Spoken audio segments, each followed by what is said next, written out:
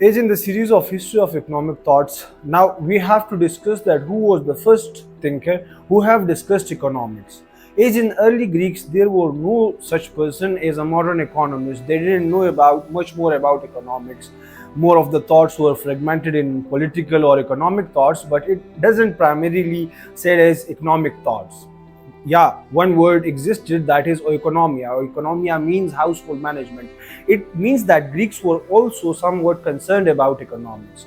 But the first person or the first thinker who have thought about economics is Hesiod. Hesiod, in his poem Work in Days, he mainly identified economics and the basic problem of economics, that is scarcity. Who was Hesiod and how Hesiod have made the modern economic thoughts, or how he have shaped the economic thoughts, how he have the fundamental pillar in the economics, that we need to have to discuss.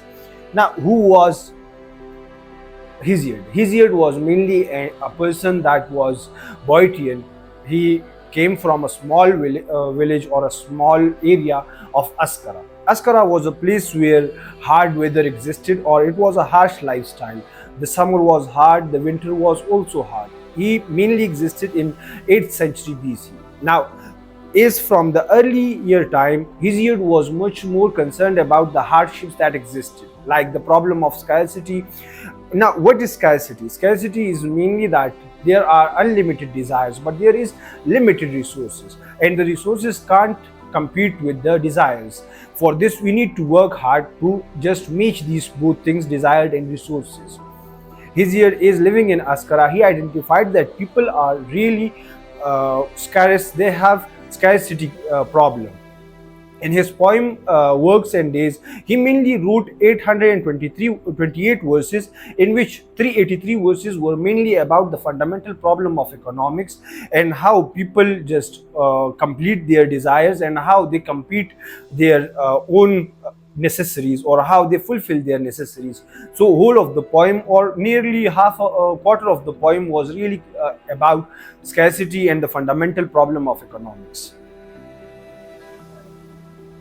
Hesiod adopted the myth of golden age. Now, what he means by golden age? By golden age, he means that man initially lived in Eden, like the initial state was in Eden.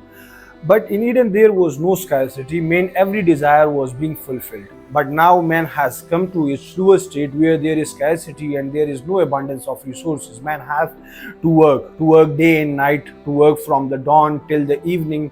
And this was all that men try to compete with his desires and try to fulfill his necessities.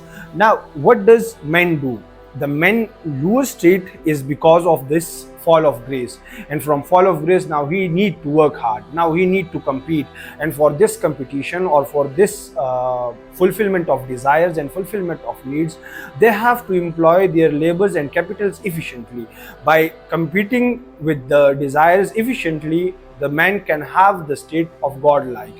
Like if you work hard and you just put the labors and capitals more efficiently, so you would have the abundance of resources, and later on when the resources are abundant, so you would have the godlike leisure.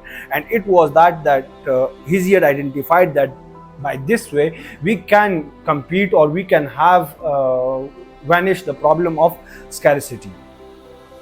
Now, what the Hesiod said? The Hesiod said that the primary driver is the basic human needs, and the more advanced drivers are the desires or the luxuries which the human want to achieve.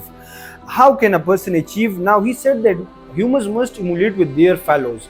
The desires must emulate, and this emulation is that it makes the man working, it makes the man going when he emulates with another person. It creates competition, and the competition is somewhat known as good competition or good conflict. But what's the vital force? The vital force is that good conflict automatically resolves the problem of scarcity, and overall in the society there would be no scarcity. There would be a much more good situation than the lack of resources. There wouldn't be the highest amount of abundance in the resources, but people would have efficient resources, or have abundant amount of resources through which they can have their own resources, their own needs fulfilled.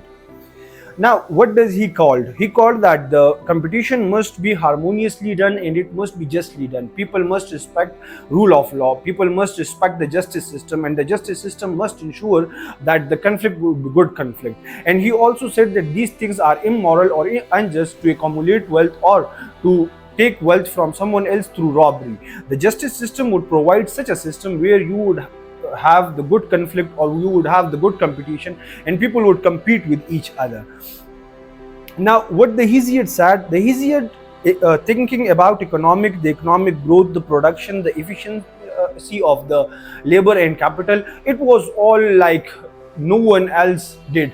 As you can see in the times of Plato and Aristotle or even Socrates, they were nearly 3.5 centuries later, but no one just experienced or no one just explained that man must have the economic growth. Hesiod was also, like, if we just summarize the Hesiod problem, so he was the first person who just have the idea of the problem of scarcity. He gave the idea that men just have to compete with their desires, men just complete desires and fulfill their necessaries.